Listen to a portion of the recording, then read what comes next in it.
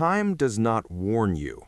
It does not announce when it is running short. It does not tap you on the shoulder and ask whether you have become the person you intended to be. It simply passes, quietly, indifferently, with no regard for your plans, your potential, or your promises to yourself. And while it passes, most men are not destroyed by great catastrophes or dramatic failures. They are undone by silence, by the small, invisible habits that operate in the background of daily life. Habits so familiar they no longer feel dangerous, so routine they no longer feel like choices. This is how a man loses himself, not in battle, not in crisis, but in the accumulated weight of what he refused to confront, what he allowed to stay, what he never had the courage to quietly remove. Marcus Aurelius understood that the most dangerous enemies are not those you face on the battlefield. They are the ones you carry inside, the patterns of thought and behavior that promise comfort while delivering ruin. Greatness, the Stoics taught, is not built by addition, it is built by elimination. Every man believes that progress requires gaining something, more knowledge, more discipline, more motivation, more time. But the Stoics practiced a different truth, that before anything can be built, the ground must be cleared, that the weight you carry is heavier than any burden the world can place on you, and that the first act of genuine self-mastery is not reaching for more, but removing what is already destroying you from within. There are 7 silent destroyers. They operate without announcing themselves. They disguise themselves as habits, as personality, even as wisdom.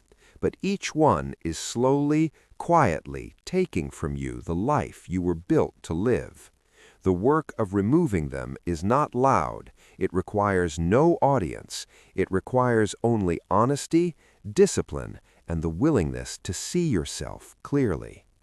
Let us begin. 1. Draining people.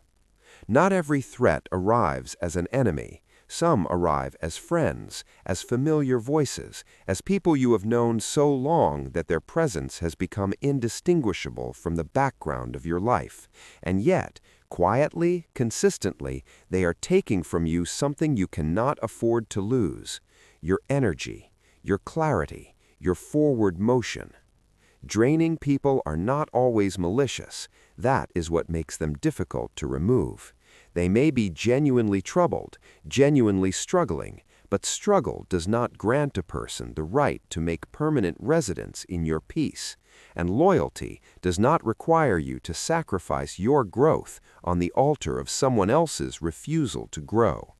Marcus Aurelius wrote that the character of those you surround yourself with will inevitably shape your own, that proximity is not neutral, that you absorb slowly and without awareness the standards, the habits, and the ceiling of the people closest to you.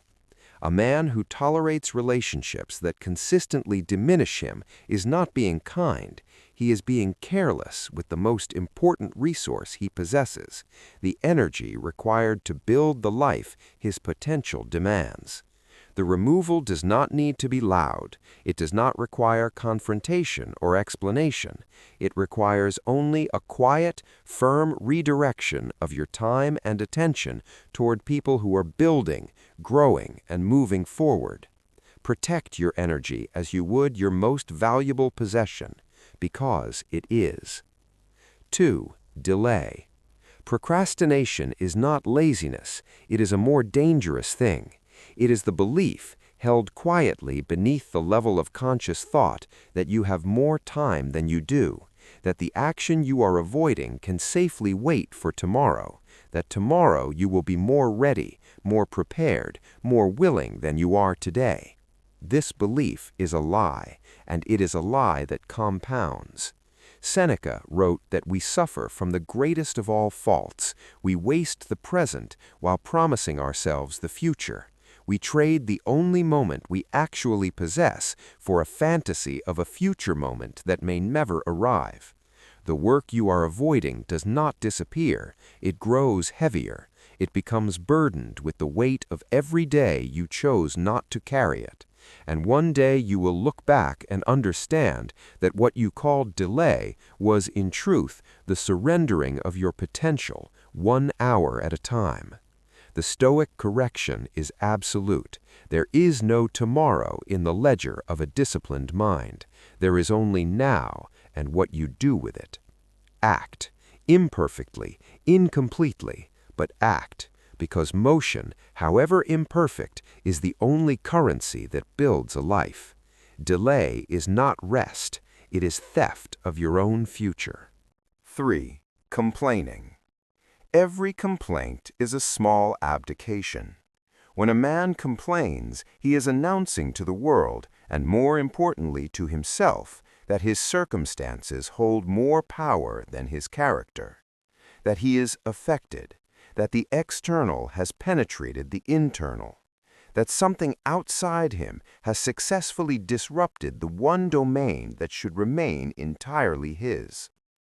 Marcus Aurelius faced plague, war, betrayal, and the death of children. He governed the largest empire on earth, while his body failed him and enemies conspired against him. He did not complain, not because he felt nothing, but because he understood that a complaint is a demand that reality be other than it is, and reality is indifferent to demands. It simply continues being what it is, while you, the one complaining, have spent energy, dignity, and time on something that changed nothing. The internal correction is this: every complaint is a signal, not a signal about what is wrong in the world, but about what still requires work in you. It is a compass pointing to where your acceptance, your resilience, and your discipline are underdeveloped. Use the signal, do not voice it. Silence in the face of difficulty is not passivity, it is power. 4. Seeking validation. A man who requires the approval of others to feel certain of himself has, in truth, handed the most sacred possession he owns to people who do not understand its value. Seeking validation is the habit of measuring your worth through external mirrors, of making your inner stability dependent on what others reflect back to you, of requiring permission from people outside you to feel settled within you. Epictetus was explicit. He said that it is impossible for a man to learn what he thinks he already knows, and impossible for a man to stand firm who does not know himself. When you seek validation, you are confessing that you do not know yourself, that your character is not a foundation, but a question, and that you need others to answer it for you. The approval of others is unstable ground. It shifts with their moods, their interests, their own insecurities.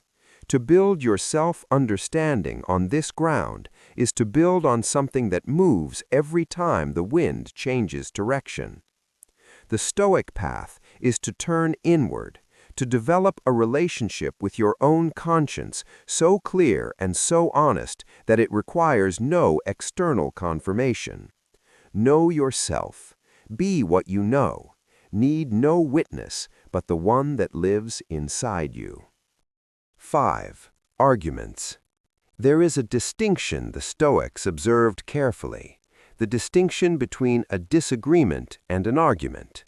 A disagreement is a rational exchange between two people who respect both truth and each other. It is productive. It can generate clarity, understanding, and growth. An argument is something else entirely. It is the desire to win dressed in the clothing of truth-seeking. It is ego with a philosophical excuse, and it is one of the great wasters of a disciplined man's energy and peace. Marcus Aurelius reminded himself daily that he would encounter difficult, aggressive, and unreasonable people, and he did not prepare for them by sharpening his counter-arguments. He prepared by strengthening his indifference to the need to prevail. because the man who must win every argument is not confident, he is fragile.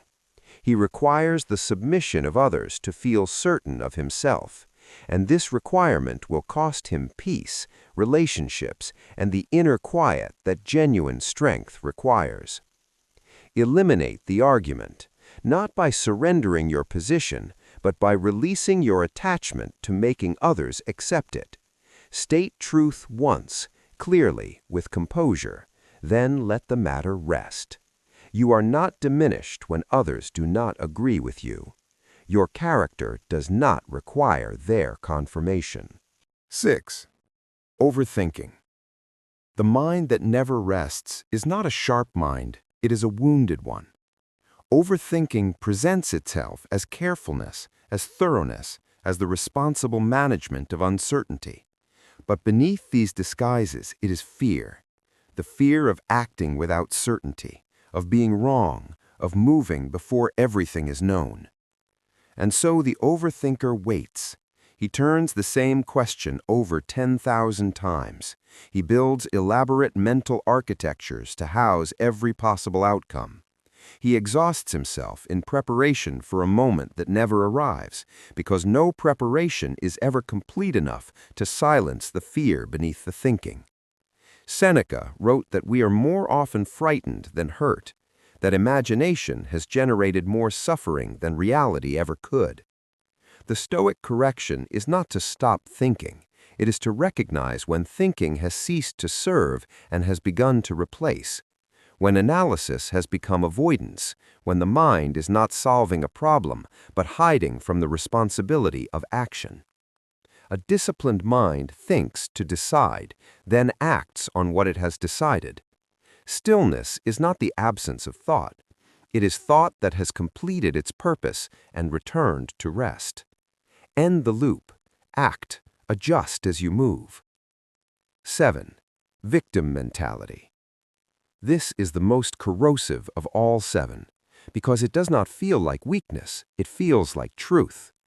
The victim mentality is the persistent interpretation of your circumstances as something done to you, the belief that your life is the product of what others have decided rather than what you have chosen, that your wounds explain your present, that your history grants you permission to remain as you are.